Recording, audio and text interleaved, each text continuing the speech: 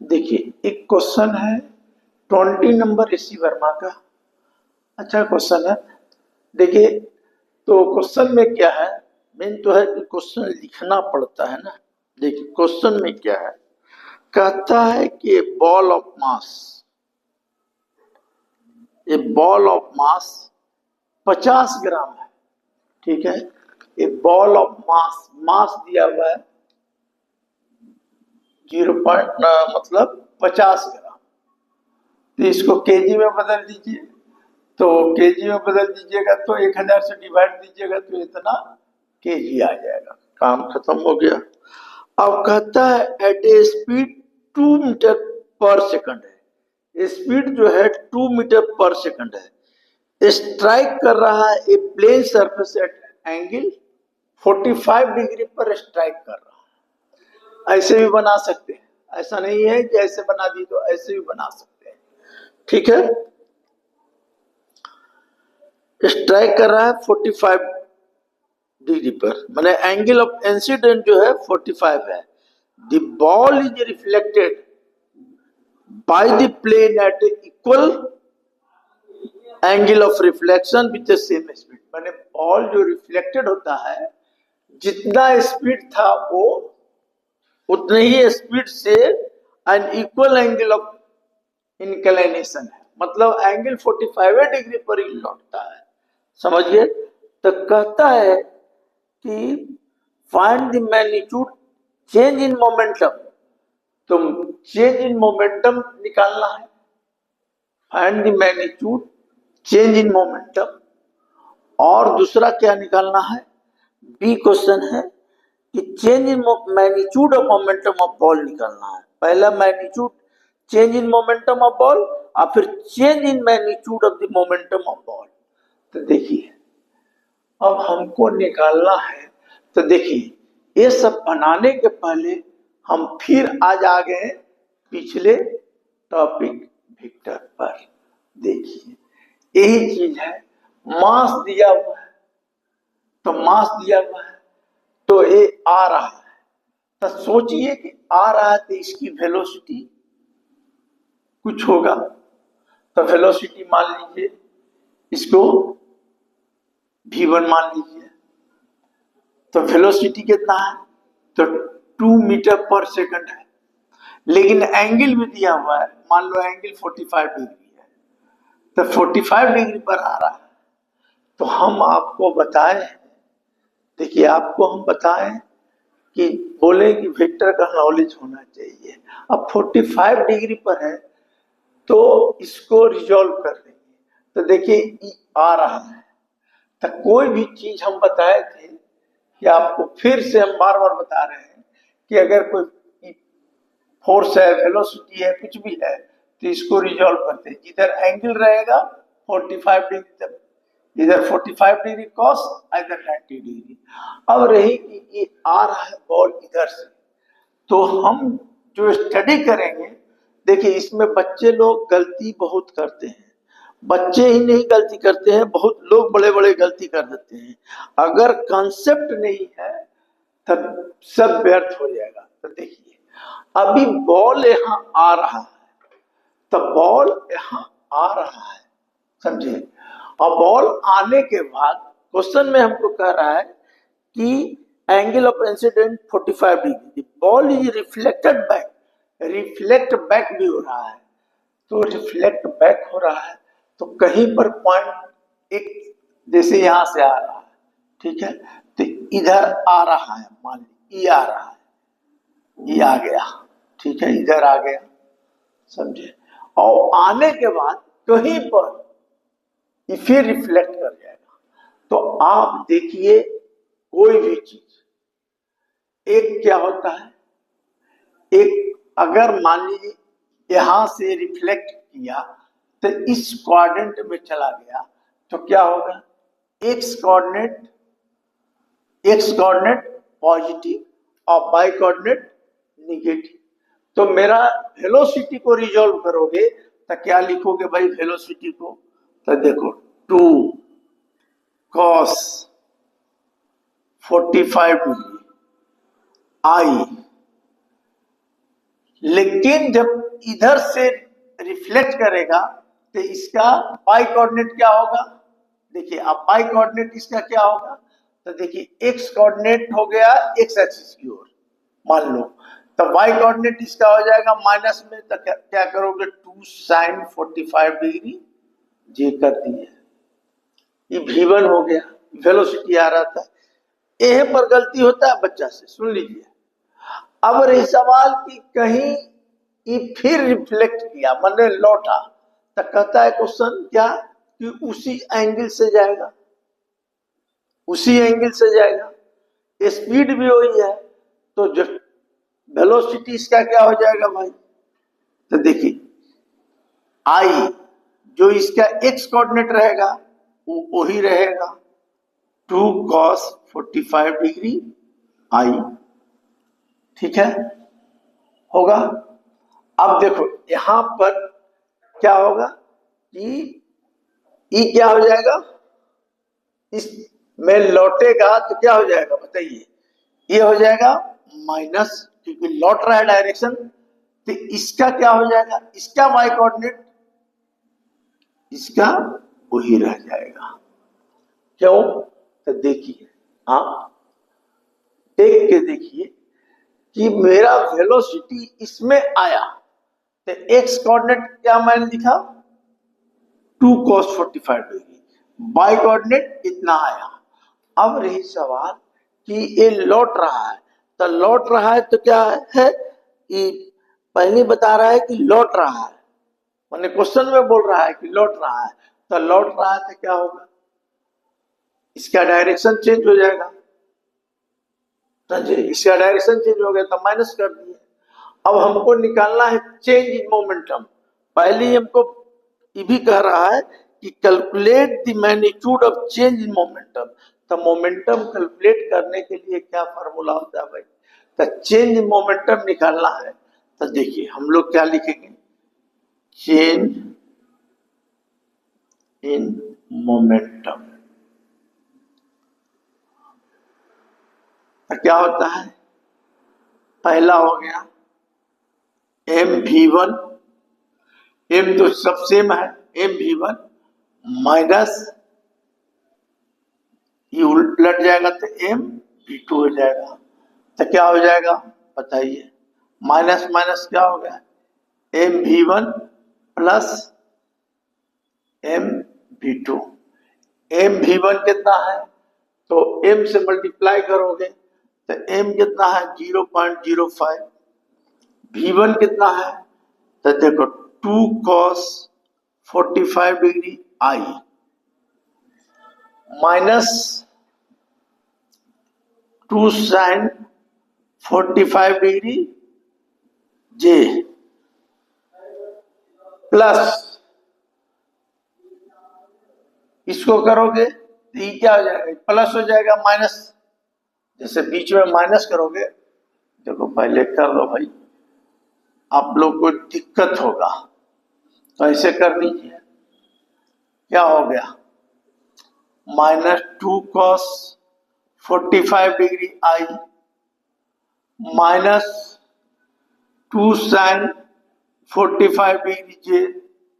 अब देखिए इसको खोलेंगे तो ये क्या हो जाएगा, खोलेंगे तो क्या हो जाएगा, ये प्लस हो जाएगा, तो ये प्लस हो जाएगा, आई क्या होगा प्लस हो जाएगा, तो ई और ई कैंसिल हो जाएगा, और ई 0.5 सब में है तो 0.5 कॉमन ले लो, तो ई और ई क्या हो जाएगा जुड़ जाएगा, तो 4 cos 45 डिग्री आई आ गया है ना।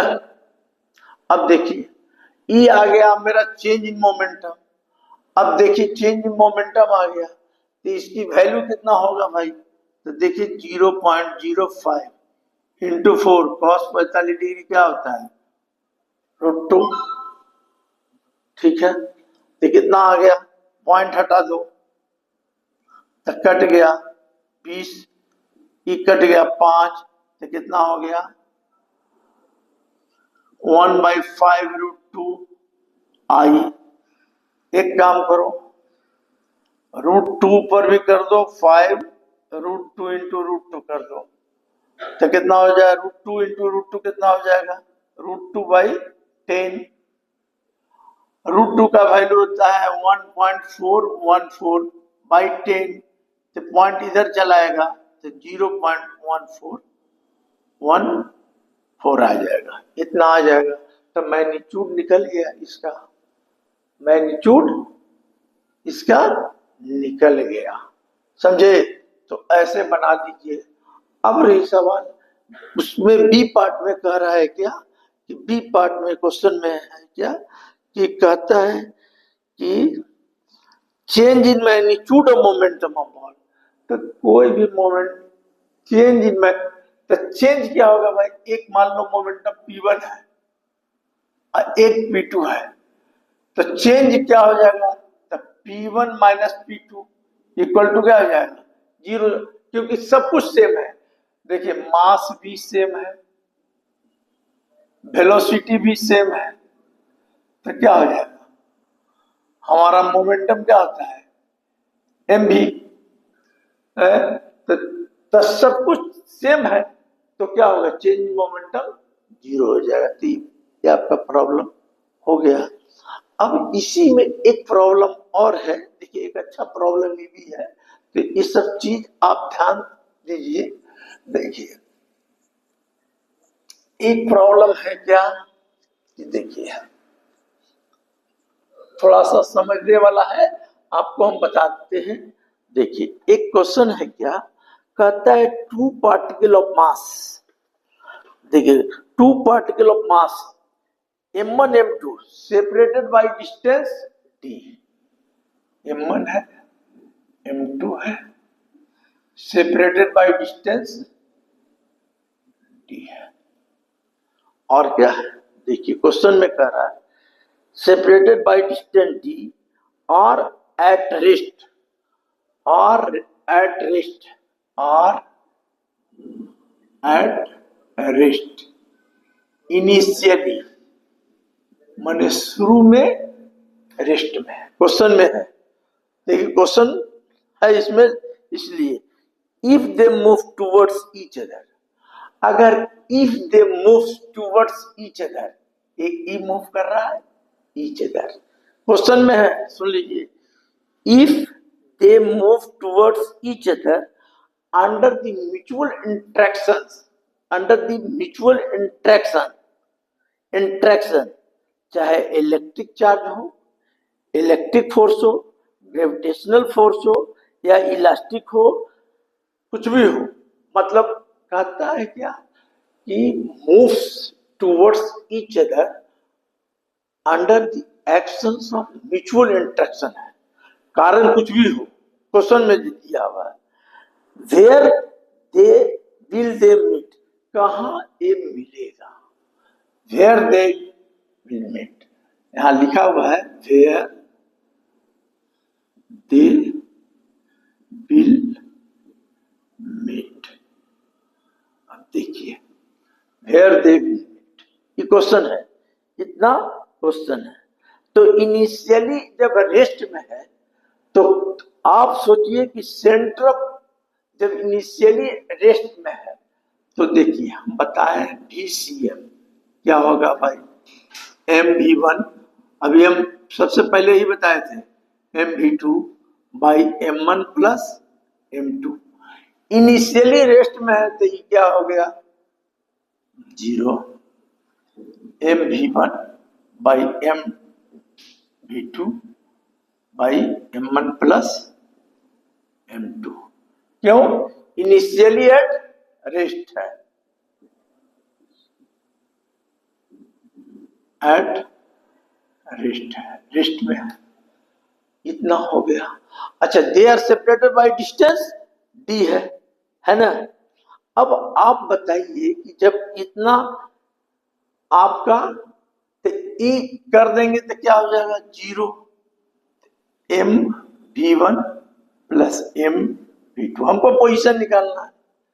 तो देखिए e 0 आया तो आप 0, तो m1 v1 को क्या लिख सकते हैं, हमको पोजीशन ही नहीं पूछ रहा है, where they will meet, position हमको नहीं मालूम है, तो भी को हम लोग क्या बोले थे अभी, हम उसमें आपको बताए dr/dt, शुरू में हम बताए आपको, तो इसको लिख दें dr1/dt m2 dr2/dt लिख सकते हैं, ठीक है। dr/dt को हम लोग क्या बोलते हैं, dr/dt को हम लोग बोलते हैं, बताइए, dr/dt को हम लोग बोलते हैं वेलोसिटी। तो वेलोसिटी मेरा निकल गया। अच्छा, तब वेलोसिटी मेरा जब निकल गया तो इसको हम लोग क्या लिख सकते हैं, dr/dt को हम लोग dr भी लिख सकते हैं। क्यों भाई, dr प्लस m2 dr2। अब फिर चले आइए आप पीछे वाला में, क्यों ऐसे लिखे सर, तो हम आपको बताए हैं कि dr कहीं पर लिखा हुआ रहेगा तो स्मॉल चेंज इन डिस्टेंस होता है, ये होता है। अगर dr/dt कर दिए, समझे, यहां पर t2/t1, समझे, तो स्मॉल चेंज इन टाइम हो गया। अब यहां पर लिमिट ले लीजिएगा डेल टी टेंड टू 0, और यहां भी ले लीजिएगा, तो इतना टर्म को डायरेक्ट लिखता है dr/dt, इसी को कहा जाता है dr/dt। तो मेरा ये क्या हो गया, स्मॉल चेंज इन dr और dr2। अब चेंज यहां जो है del t can not be, क्यों, क्योंकि टाइम जो है वो जीरो नहीं हो सकता है, न जीरो हो सकता है, न इनफाइनाइट हो सकता है, कुछ भी नहीं हो सकता है। तो हम क्या करेंगे, चेंज तो डिस्टेंस में होगा, कहता है वेयर दे विल मीट, तो इसको हम लोग क्या करेंगे कि कहाँ मिलता है, तो हम एक दूरी मान लिए m1 d1, एक क्या होगा m2 d2, ये मेरा हो गया। अब देखिए जीरो आ रहा है, और आप जानते हैं कि d बराबर क्या होता है, d1 plus d2, d equal to total. Question में कह रहा है, क्वेश्चन में क्या कह रहा है, क्वेश्चन में मेरा कह रहा है कि वेयर विल दे मीट, और आप जान रहे हैं कि देयर म्यूचुअल इंटरेक्शन है, समझे। तो हमको d इक्वल टू इतना दिया हुआ है, d इक्वल टू मेरा क्या दिया हुआ है, इतना, सेपरेटेड बाय। अब इसमें आप जब ये इधर एक आ रहा है, एक इधर आ रहा है, तो क्या होगा, अगर d1 पॉजिटिव है तो d2 क्या होगा, निगेटिव होगा। अब पूछेंगे क्यों ऐसा होगा, तो आपको म्यूचुअल इंटरेक्शन है, अगर एक इधर आ रहा है तो एक को पॉजिटिव लेंगे तो दूसरा को निगेटिव लेंगे, तो यहां पर क्या हो जाएगा, 0 बराबर m1 d1, ये क्या हो जाएगा माइनस m2 d2 होगा ना। तो इसको ऐसे न लिख के ऐसे लिख दीजिए, प्लस और यहां पर माइनस कर दीजिए, माने एक अगर इधर है एक इधर आ रहा है। अब रही सवाल कि अब फॉर्मूला आपका हो गया m1 d1 minus m2 d2। अब यहां से अभी हमको निकालना है, देखिए अब यहां से क्या कर सकते हैं, d1, तो यहां क्या हो जाएगा, m1 d1 बराबर m2 d2, ठीक है। अब यहां से निकालना है तो क्या हो जाएगा, d1 d माइनस d2 बराबर d1, तो देखिए m1 d minus d2 equal to m2 d2, ये क्या हो गया, देखिए m1 d minus m1 d2 बराबर m2 d2, इसको इधर कर दीजिए, तो m1 d बराबर हो जाएगा m1 प्लस m2 d2। अब d2 हमको निकालना है, तो D2 बराबर क्या हो जाएगा, D2 बराबर हो जाएगा M1 D by M1 plus M2। इतना अभेयर डेविलमेंट तो इस दूरी पर मिलेगा। D2 निकाल दीजिए, एक बार D1 निकाल दीजिए, तो इस तरह प्रॉब्लम ये होगा। देखिए क्या हम बोला, देखिए इसमें समझने के लिए है कि दो मास था, they are separated by distance d था, है इनिशियली एड्रेस था, तो इनिशियली एड्रेस रहेगा तो सेंटर ऑफ मास हम निकालेंगे क्या भाई, वेलोसिटी m1 v1 बराबर m2। हम बताए हैं कि मोशन में रहेगा तो ई केस होगा, ई जीरो हो गया, ई कैलकुलेट किया, सेपरेटेड बाय डिस्टेंस हमको नहीं मालूम है कहाँ मिल रहा है, मेरा फॉर्मूला है 0 इक्वल टू m1 v1 बराबर m2। m1 हमको पोजीशन पता करना था कि कहाँ पर मिलेगा, तो डी पोजीशन के लिए dr बाई dt बोलते हैं, इसको कर दीजिए ऐसे। ये भी हम बता दें कि इसको dr1 कैसे लिखते हैं, सब 11 में पढ़ना है, सुन लीजिए कैलकुलस में। तो इसको हम लोग बोलते हैं स्मॉल चेंज, इसको d1 कर दिए, d2 कर दिया। अगर दोनों आ रहा है तो एक पॉजिटिव होगा तो दूसरा क्या होगा, निगेटिव होगा। तो एक पॉजिटिव एक दूसरा निगेटिव, हमने कैलकुलेट करके डी का पोजीशन निकाल दिया। तो देखिए सेंटर ऑफ मास जो है आप लोग बनाइए, अगर नहीं बनाएंगे तो दिक्कत होगा। सेंटर ऑफ मास आपको बहुत इंपॉर्टेंट है, लेकिन आप खुद कीजिएगा तब समझ में आएगा, और नहीं तो नहीं आएगा। देखिए बहुत सारा प्रॉब्लम है इसमें, तो हम कितना बताएं, आप लोग तो कुछ बनाते नहीं है, तो कम से कम जितना हम बता रहे हैं उतना समझिए, समझे।